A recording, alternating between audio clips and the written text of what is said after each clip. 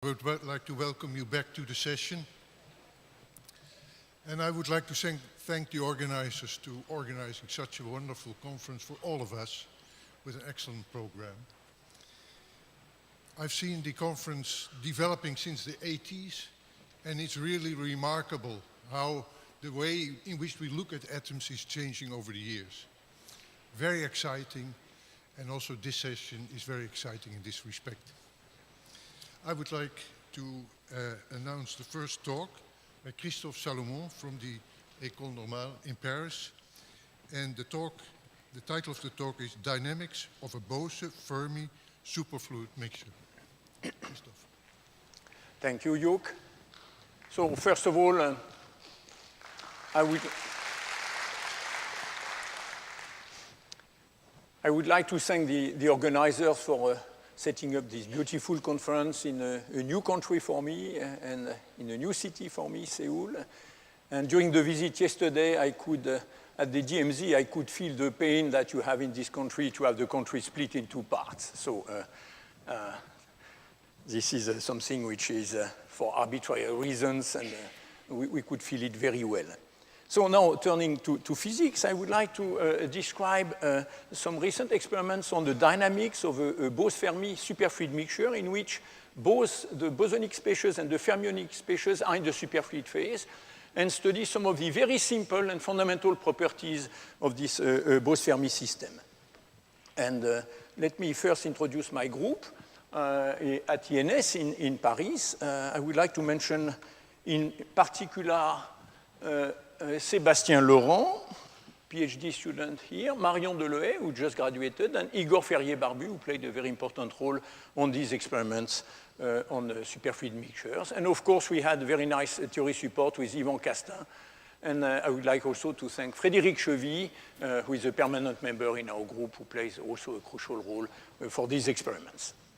The other members of the group actually have got very interesting results on simulating massless particles, viral particles, by mapping with a canonical transform the behavior of cold atoms in a very famous standard trap, quadrupole trap, showing the equivalence with the relaxation dynamics of Weyl particles in an harmonic trap, but I have no time to describe it today.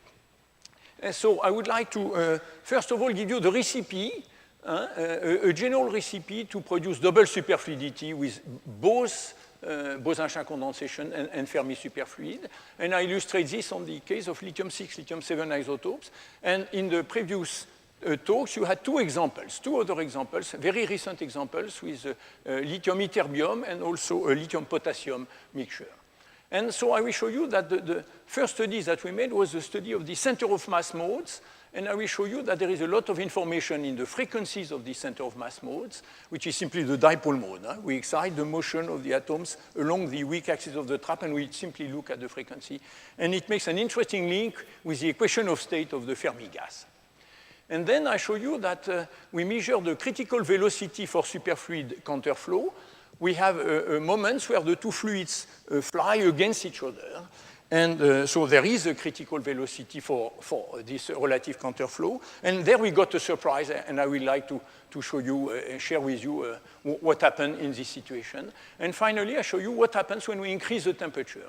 So we go back to a small relative motion, and we found a funny effect, which is a phase locking of the oscillation of the two clouds in the trap that I would like to describe.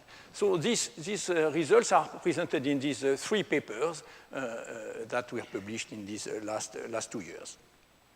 So speaking of quantum fluids and Bose and Fermi superfluids, it's more than 100 years now that we have we have a quantum fluids at hand since the discovery by Kamerlingh Onnes in 1911 of superconductivity in a mercury wire below a few Kelvin. And you know that there are the two big classes, the bosons and the fermions. And a famous example is helium-4, which becomes superfluid below 2.2 Kelvin in temperature. Here you have the famous fountain effects where the superfluid flows out of the bottle. And we know now since 20 years that you can mimic many of these properties by dilute quantum gases and BEC, but the price to pay, of the reduction of density is a very strong reduction in temperature. So all this physics happens in the 100 nanokelvin to microkelvin range, and a lot of things have been studied on these systems. And recently, I would like to point out that there are also very interesting quantum fluids of light, Bose-Einstein condensation of photons in Martin-Weiss group, and also of polaritons in a light matter coupled system. For the fermionic family, normal metals become superconductor when electrons pair. So you have to pair up two electrons to have attraction between these two electrons to create what's called Bardeen-Cooper-Schrieffer pair, BCS pair, or Cooper pairs, which also condense at low temperature. And this is typically a few Kelvin for normal metals, but high temperature superconductors actually do both condense at a temperature which exceeds liquid nitrogen 77 Kelvin, but exceeds even 100 Kelvin here. Note that for helium-3, which is a fermions, the temperature for superfluidity is much less, it's factor 1,000 less than for helium-4, it's 2.5 millikelvin. And for the Fermi gas, here I just recall you this beautiful picture taken at MIT in 2006. We are putting a Fermi gas in rotation. It could be also proven directly, visually, that the Fermi gas could be in a superfluid phase by this vortex lattice, which was obtained with lithium. Okay, mixtures of superfluids actually are not new. They were observed with Bose and Bose mixtures already long ago, in 97 at GILA, in the group of Eric Cornell and Carl Wyman, and even the first time by accident, by preparing ultra-cold atoms into hyperfine states of rubidium-87, and they found actually that they could have Bose-Einstein condensation in both of these hyperfine states. They use it to produce vortex, and mixtures of BEC were also studied at Lens in Italy. And spinor condensates are also a variant of mixtures of condensation. A lot of studies here. I've cited only a few early groups working on it because the list would be very long to write here. And I would like to point out a very fascinating experiment, which is related to what I'm going to show you later. When you take rubidium in the two states, or 1-1, hyperfine and magnetic, with an imbalanced atom number here, and you excite the relative motion. After a few hundred milliseconds, they show this very nice train of dark solitons in the rubidium 1-1 state and bright solitons which exactly coincide in position. So there is a nonlinear, very rich nonlinear dynamics in this evolution of these two states that leads to very, very curious properties like shown here. On the other hand, when we speak about Bose and Fermi superfluids, many groups are studying Bose Fermi superfluids in the recent years, but until our work in 2014, none had achieved double Bose and Fermi superfluidity. And so this is what I would like to show you today here. And so we have today three examples, lithium-6, lithium-7 in our group, lithium-6, potassium-41, one of the previous talks at USTC by Yuhao Chen, who got the UPAP prize, and the ytterbium lithium-6 at Washington University in the group of Deep Gupta. So, of course, it's been a long time that people have thought about mixing Bose and Fermi superfluid, and I would like to point out to this early work by Volovic and Kalatnikov in 1975, who just as soon as helium-3 was turned superfluid, asked the question, what would happen when you mix a Bose superfluid and a Fermi superfluid? And the natural choice at the time was helium-4 and helium-3. Unfortunately, as shown on this diagram, here you have the temperature, and here you have the concentration of helium-3 in the helium-4 mixture. You have a normal liquid. Here you have helium-4 superfluid. But what you have actually is phase separation. The two gases interact too strongly, and they do not want to mix very well together because of the very high density and interaction strength. And so you cannot have more than 6% in the bulk of helium-3 diluted in helium-4. And this very low concentration makes the critical temperature to superfluidity very low as well. And so calculation from the BCS theory says that it should be in the range of 1 to 20 microkelvin, which is very hard to achieve with the standard cryo-cooling techniques for helium. There are a group in Finland who are working on it, but so far unsuccessfully. And thanks to the tunability of quantum gases, I'm going to show you that actually we can find conditions where this can occur. So our atoms of choice are lithium, lithium-7 bosons, and lithium-6 fermions. And here you have early work, and we did that in 2001, where the lithium-7 is Bose-condensed, here with the thermal fraction. And lithium-6 here, because of Pauli pressure, has a much wider volume, in the trap here than the Bose-Einstein condensate that is shown here. But in this work, actually, lithium was not in a superfluid state. So for this, we have to prepare it in two spin states so that they can interact enough strongly that the critical temperature can be achieved. And of course, this Pauli pressure was due to the great physicist Fermi, who calculated exactly this distribution in a trap more than 90 years ago. So we are going to work with, as I said, the two isotopes. We are going to prepare lithium-6 in the two lowest spin states, the standard ones to produce and study the BEC-BCS crossover, so spin state 1 and 2. And lithium-7, we are not going to choose the lowest energy state, but the next to lowest, because the scattering length of the lowest energy state in the 800 Gauss region, where these two spin states interact strongly, is negative, so that the BEC collapses in this region. And so this is why we operate with these states. Now, let me give you the recipe, actually, which is extremely simple. So what are the requirements to produce this double superfluidity? The first one is that you want not to be in the helium-4, helium-3 situations. So we'd like to have a small Bose-Fermi scattering length. So no interspecies, so that no interspecies demixing occurs, so that you can really mix the two superfluids. You want a large Fermi-Fermi scattering length, so large module of A, so that the superfluid temperature TC is large enough, and you can cool the gas below this critical temperature. And as I said, you would like to have a positive scattering length for the Bose gas, so ABB should be positive to have a stable BEC. And so when you look to lithium in the range of 800 Gauss, what you see here is in red is the scattering length in unit of Bohr radius as a function of magnetic field. And please pay attention that this red curve is divided by 100, actually. So when you read 200 Bohr, 400, 600, you have to multiply this by 100. So it's a very broad resonance, which everyone has been using in the last 10 years to study the BEC-BCS crossover here. So the unitary limit is really on this curve here at the center. So in blue, you have two Feshbach resonances in lithium-7 in the special state that I've shown to you. One here at 850, one at 900 Gauss. And so when I apply the criterion that I've shown above, it's clear that the negative range here for each of these resonances is forbidden. Nevertheless, I have region where I can have a unitary gas here. And also, I plot on the same graph this dashed line, which shows the Bose-Fermi interaction, 40 Bohr radius, which is very close to a sodium scattering length. So it is relatively small. So the interaction parameter between the Bose gas and the Fermi gas is weak enough that you will see there will be no demiction here.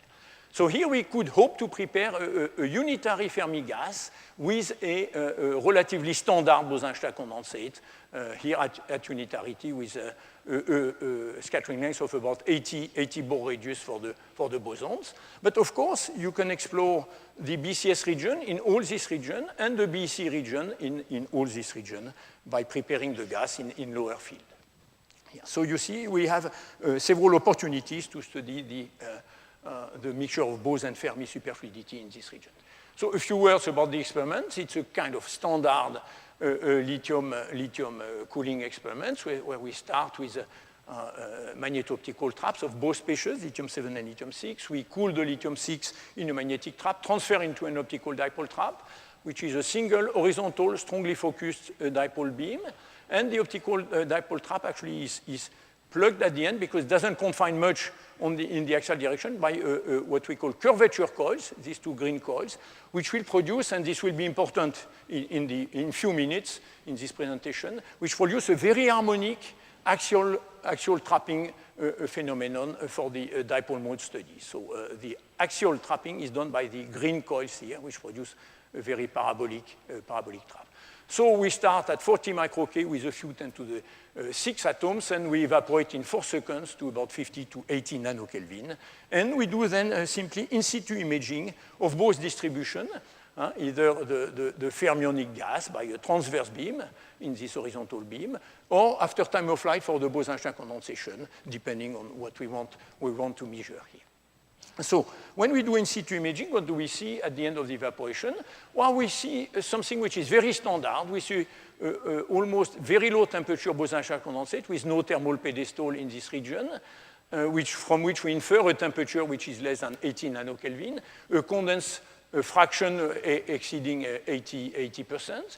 And the Fermi gas is a standard Fermi gas at unitarity with a fit actually by the equation of state, zero temperature equation of state that we know actually at unitarity.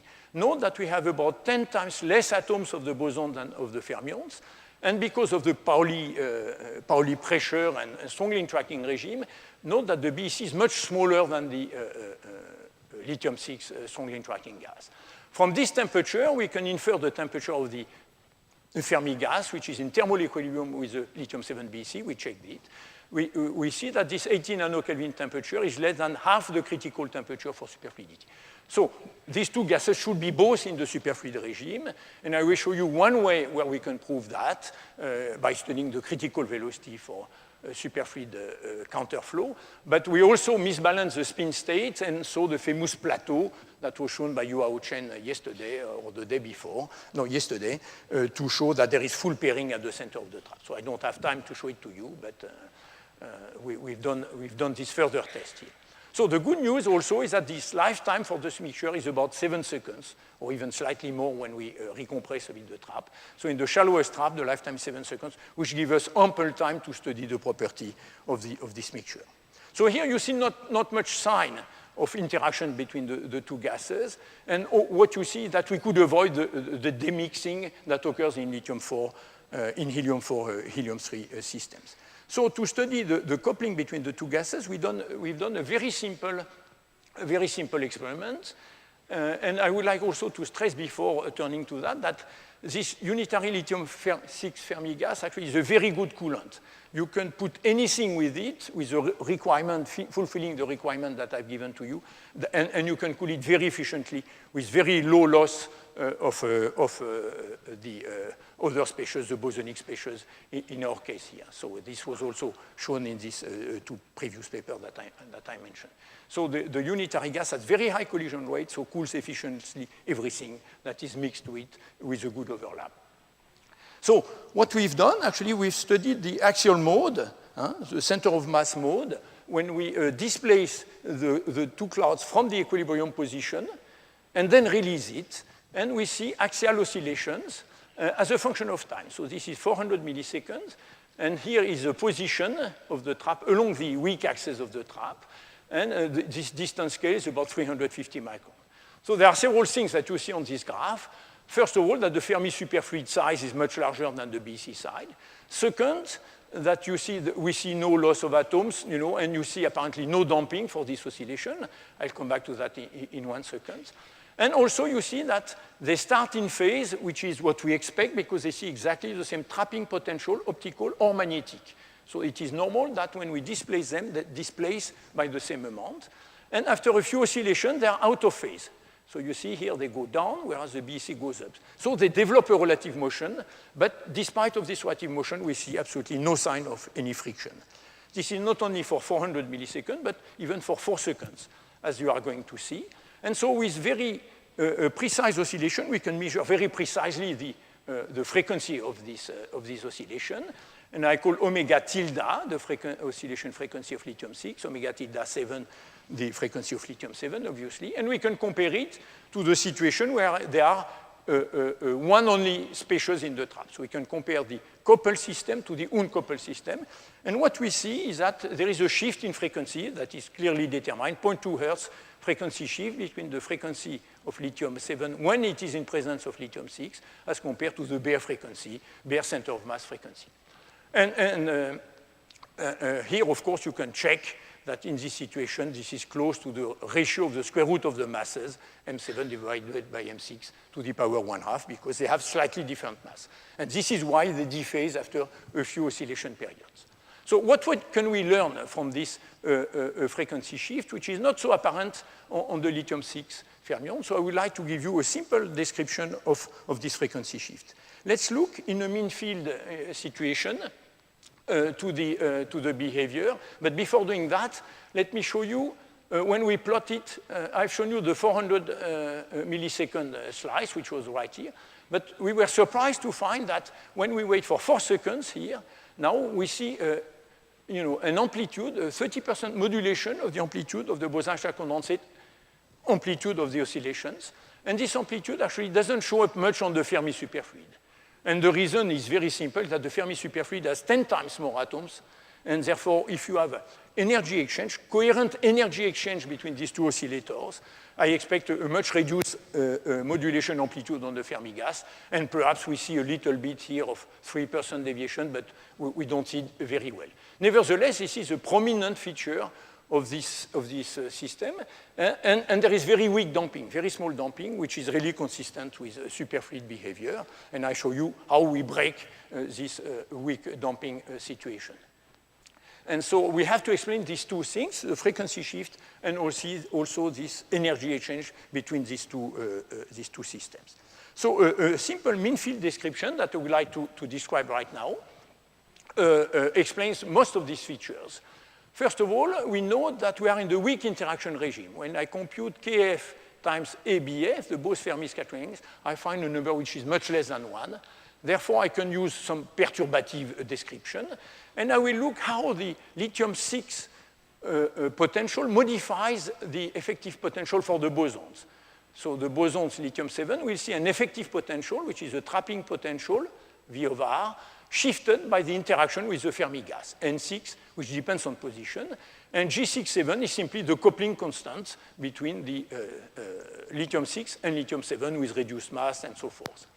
Now I can use an approximation, a very good approximation, which is a local density approximation, which N6 of R, I can write the density at position R as the density at the center of the trap, where mu6, 0 is the chemical potential at the center of the trap, where the density is highest, shifted by the potential V of R. This is nothing but the expression of the local density approximation. But then I know that the Bose-Einstein condensate is much smaller than the Fermi superfluid. The size of the BEC is much smaller.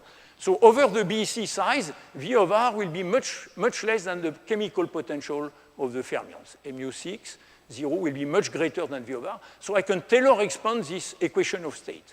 So N6 of mu is nothing but the equation of state of the Fermi gas in this limit of 0 temperature. And so when I expand N6 of this quantity, I get in this situation, I get N6 of R equals the equation of state N6 of mu at the center of the trap, which is essentially a constant for a given atom number, minus V of R dN over d mu. So this is Taylor expansion of this formula. And so now I can plug this new expression into this equation, and I get very simply that the frequency shift for the lithium-7 atom, omega tilde, is nothing but the bare frequency, omega 7, square root of 1 minus this coupling constant G67, which involves the scattering length, times dN over d mu at the center of the trap, because the BEC explores only a small region near the center of the trap. So it's an extremely simple formula that relates this oscillation frequency to the equation of state, essentially, of the Fermi gas. So it's another way to measure the equation of state, if you wish. And as it is done in the frequency space, it can be done with very high precision. We have not pushed this extremely far, but I show you in 1 minute how we can compare this with the independent measurement of the equation of state here. So speaking of the frequency, can we recover the frequency shift that I've shown you before from the equation of state that we measured in 2010, and at unitarity was also measured very precisely by MIT group?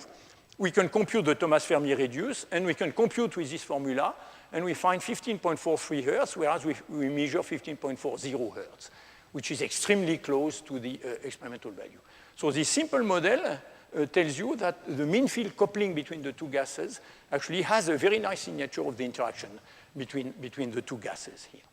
And so we can test the equation of state in the crossover, and this is shown on this graph where we plot this frequency shift in normalized unit here, the relative shift divided by Kf A67, the scattering length between lithium-6 and lithium-7.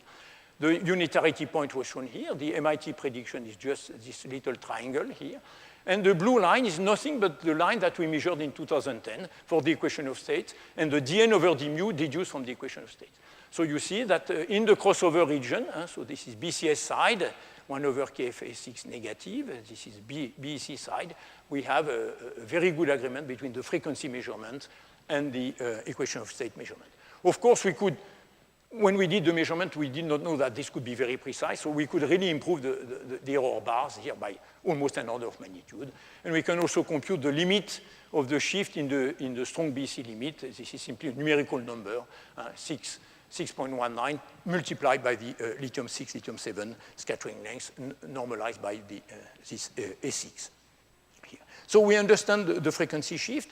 For the amplitude modulation, we need to go one step further. We need to look at the back action of the BEC onto the Fermi gas. I will not do it here. It's described in the paper. It's very simple. It's essentially two coupled pendulum which exchange energy and momentum during the oscillation. I would like rather to turn to the second measurement we made, which was to probe directly the superfluid character and the critical velocity of these two gases. So what happens now when, instead of making small oscillation in what I've shown here, what happens when we increase the amplitude of the oscillation? So if we increase the initial displacement, we, of course, increase the relative velocity after a few oscillation period. And so what happens in this situation? So in this way, we will probe the critical velocity of the gas. And so this is what we see. We look now on the bosonic spaces and also on the fermionic spaces. We see the same thing. We see that the center of mass after the initial oscillation shows a damping, you know. And then after some period, like 1 second here, we see again undamped oscillation. So in this region, the velocity relative velocity is higher than the critical velocity. And then the system has damped. The lithium-6 gas has cooled again the Bose-Einstein condensate below its critical velocity. And we have again undamped over a time scale of 10 to 20 seconds oscillation here. So we can fit actually this curve in a phenomenological fashion by exponential decay, d naught exponential minus gamma t, plus d prime, which is the amplitude here after this damping has gone away. And on this graph, we find that gamma is equal to about 3 seconds minus 1. So we can plot this as a function of initial displacement, which we translate in initial velocity, and we normalize it to the Fermi velocity of the gas. Vf is the Fermi velocity at the center of the trap for the fermions, which is a standard unit, for studying of superfluid character in the Fermi gas, for instance. And here is a damping rate of this graph. So we repeat it for very small initial displacements. These are the points where I showed you previous data, but we see a very sharp increase here of this damping rate at a threshold near 0.4 times the Fermi velocity. So this velocity is quite high. It's 2 centimeters per second, and I would like to comment a bit on that. And for this, I would like just to remind you the Landau criterion for superfluid velocity for the non-specialist in the room. How do we compare this measured quantity to what Landau has predicted for a superfluid counterflow? And so the Landau criterion in one minute slide is that I have an homogeneous superfluid. I have a test particle here in blue, which moves with velocity v in this homogeneous superfluid. And this, by the motion of this particle, I can create an excitation. So if I create an excitation in the superfluid, the velocity will change to v prime, and this excitation will have a momentum k and a dispersion epsilon k. And in this process, I have to fulfill energy and momentum conservation. Energy conservation tells me that the kinetic energy before is equal to the kinetic energy after the scattering of this quasi-particle and the creation of this quasi-particle with dispersion epsilon k. Momentum tells me that mv equal mv prime plus h bar k. This is momentum conservation. Now I can take v prime from this equation and plug it into the second equation, and I get immediately, expanding the square here, that I get that this scalar product is epsilon k plus h bar square, k squared divided by 2m. And as usual, what happens here is that this scalar product, this quantity here, this recoil energy, if you wish, of the test particle is always positive. So this quantity is always greater than epsilon k, the dispersion for this particle k. And the scalar product is always less than the product of the modulus of vector k and velocity v here. So by comparing this to this, we find the famous Landau criterion, which tells us that if the motion, the velocity v, is greater than epsilon k divided by h bar k here, and of course I have to take the mean over this whole dispersion curve, which I don't know a priori.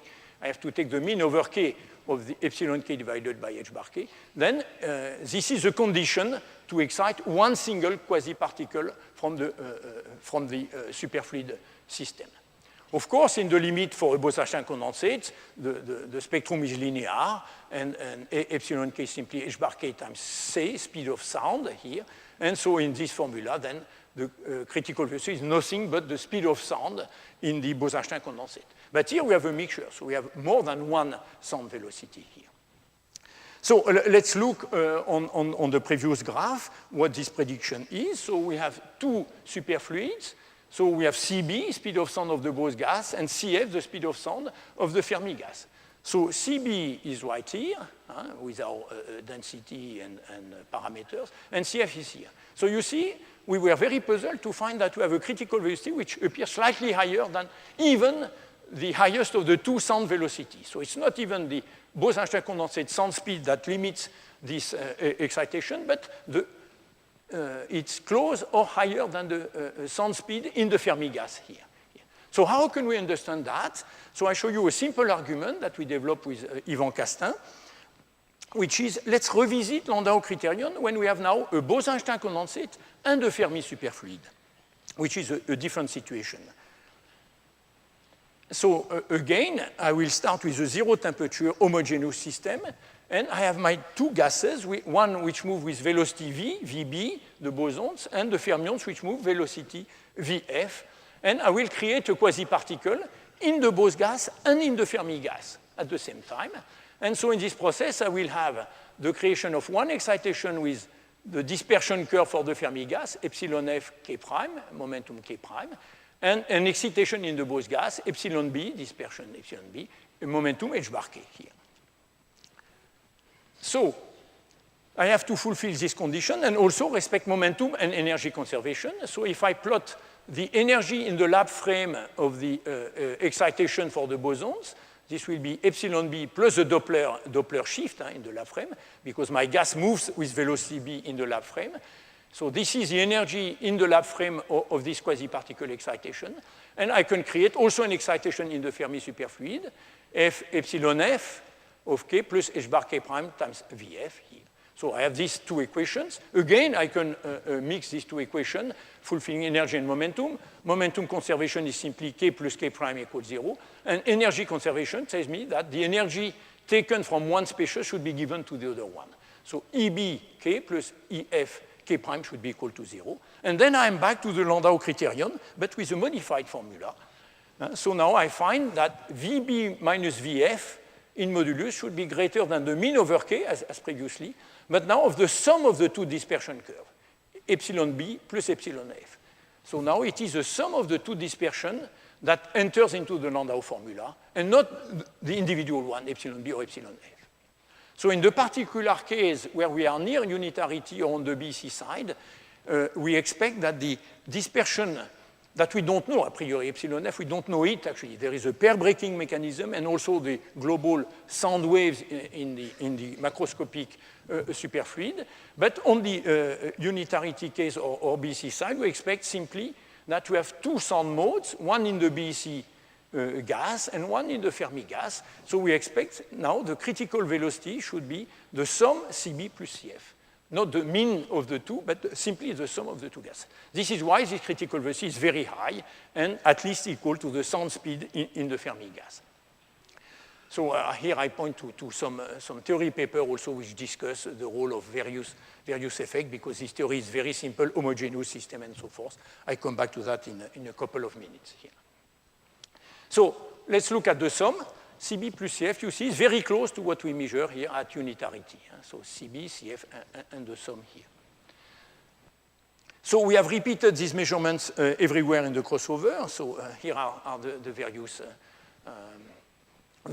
data for the damping rate. So the unitarity case here, these are only small samples of the measurement that we've made. And we found that relatively far on the BC side, this critical velocity is strongly reduced. And this effect actually is not understood. Is it a temperature effect or something? This is still not fully understood. But on the BC side, this critical velocity is also rather high here in this region.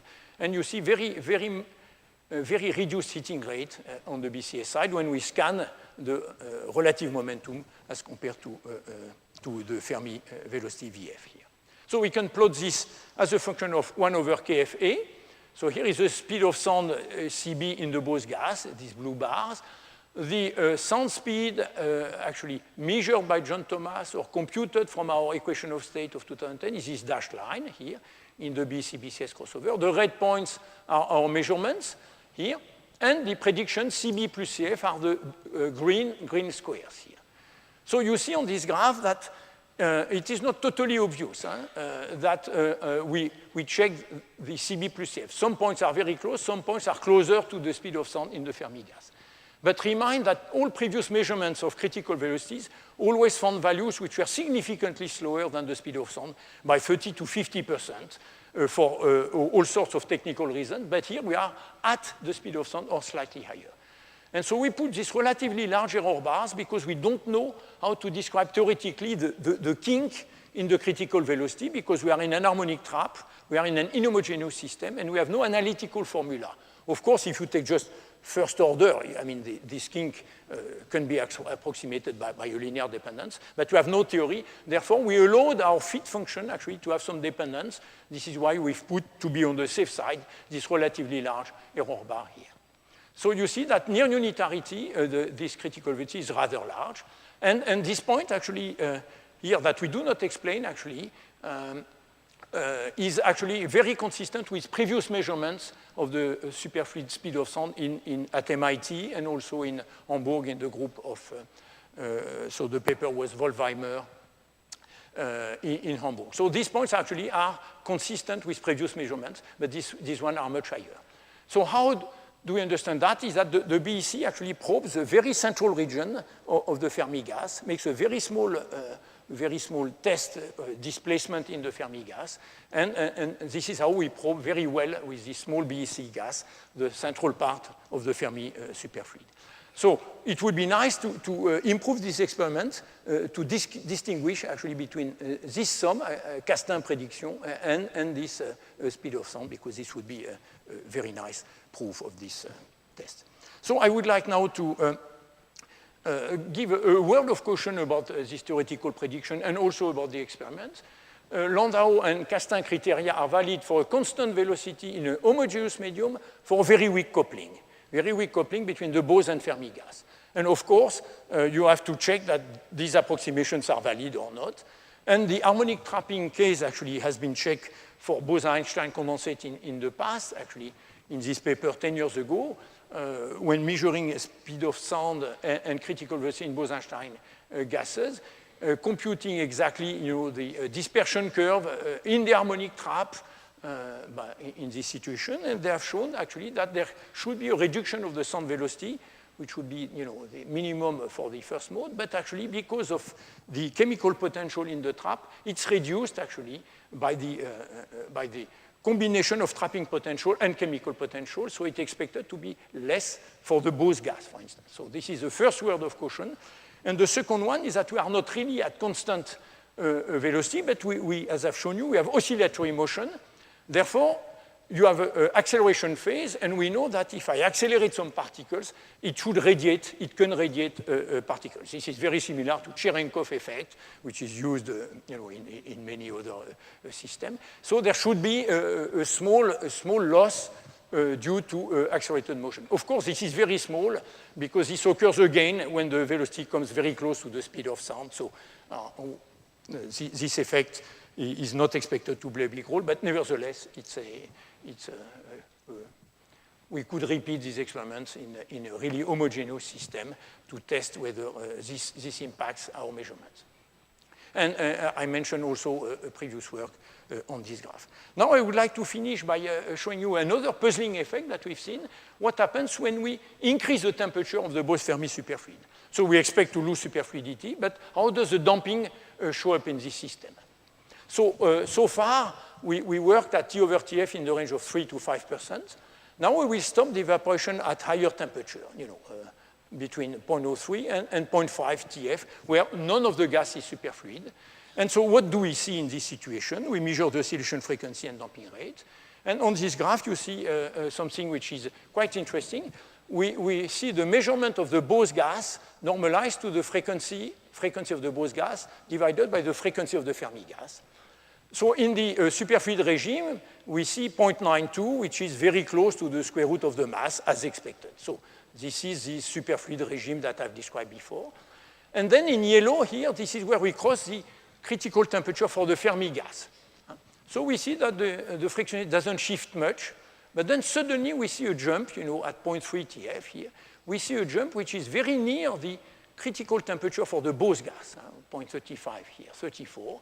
We see that the frequency jumps to the frequency of the fermions. So it is as if in this situation, the Fermi gas is dragged by the bosons. Even though I have many more fermions than the bosons in the trap, the frequencies lock to each other. Actually, they phase lock to each other, and this is very surprising when you put numbers on this situation,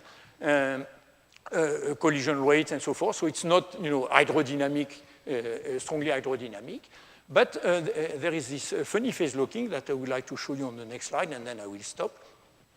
That in this situation, at 0.4 or 0.5 Tf, we see that the two gases, look at the vertical line, they oscillate in phase with very small damping, actually, here.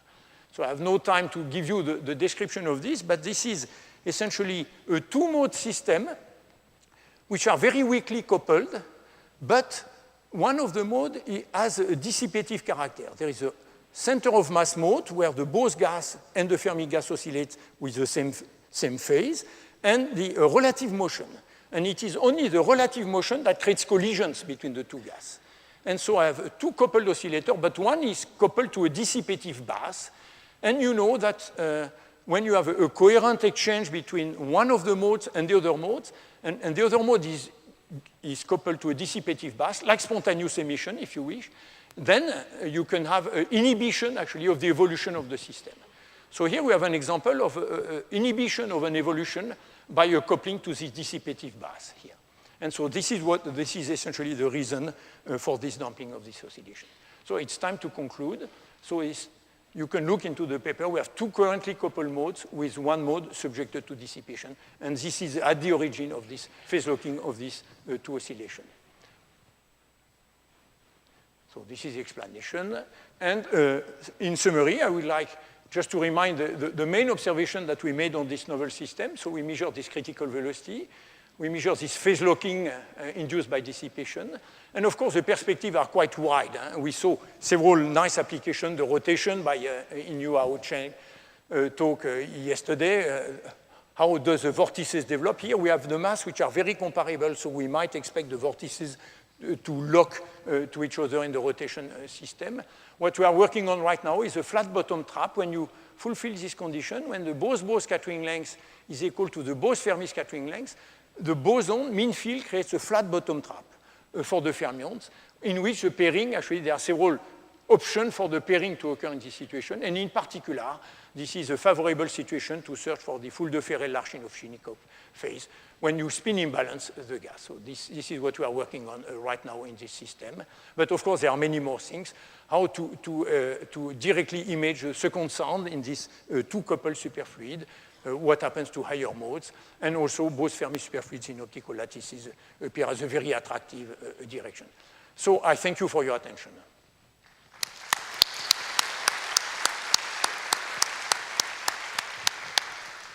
Thank you for these beautiful results. Questions?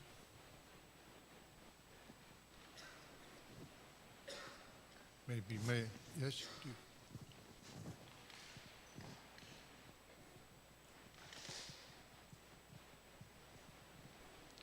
people are very shy in Asia.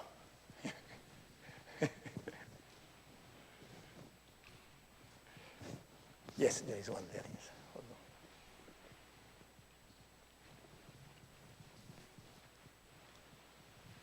The critical velocity, Christoph, if you go through the BEC-BCS crossover for fermions, should actually change from pair breaking to speed of sound, or in other words, the dispersion relation has its minimum at a finite k vector in the BCS superfluid regime and at zero zero momentum in the BEC regime. Is there any chance to see any signature of the two different microscopic mechanism, or do you simply measure a smooth variation of the critical velocity? Yeah, this is a very good point, actually. In this type of experiments, we are limited on the BCS side because the scattering length of lithium-7 in this particular state is negative. So we cannot go to -1 or -2 for KFA6. But it would be very interesting to work with a 1-3 system where we can, the other superfluid state that you have shown at MIT, the 1-3, where the frequencies are lower, where the lithium-7 would have positive scattering lengths. And indeed, it would be very nice to learn more about the nature of these excitations, actually. Here, this criterion is very global, but what are the quasi-particles which are produced, their lifetimes, and so forth? So it needs to be investigated in much more detail, actually. Do we produce vortices, for instance, by the BEC gas? There is much more to do, indeed. We do not see the sign of a reduction because our KFA is -0.7. The most negative one is still relatively close to unitarity. I'm sure that there are many more questions, but I'm afraid that in view of the time, we have to move on. And I would like to call the next speaker, Hans-Christoph Nägel from the University of Innsbruck, to talk on correlation-induced Bloch oscillations in translationally invariant one-dimensional Bose liquid.